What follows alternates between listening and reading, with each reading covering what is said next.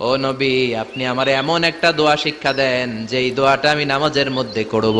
বিশ্বনবী বললেন, তুমি নামাজের মধ্যে পড়ো, আল্লাহুম্মা ইন্নী যালামতু নাফসি যুলমান কাসীরা ওয়ালা ইয়াগফিরুয যুনুবা ইল্লা আনতা ফাগফিরলি মাগফিরাতাম মিন ইনদিকা ইন্নাকা আনতাল গফুরুর রহিম। সুবহানাল্লাহ। এটারে আমরা বলি দোয়ায়ে মাসুরা। এটাও একটা ইস্তেগফার। যেখানেই ক্ষমা চাওয়ার কথা আছে ওইটাই ইস্তেগফার। বুঝতে পেরেছেন?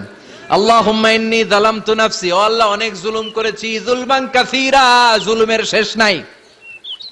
ওয়ালা ইয়াগফিরুয যুনুবা ইল্লা আনতা, আপনি ছাড়া এই জুলুম আর পাপ ক্ষমা করার কেউ নাই।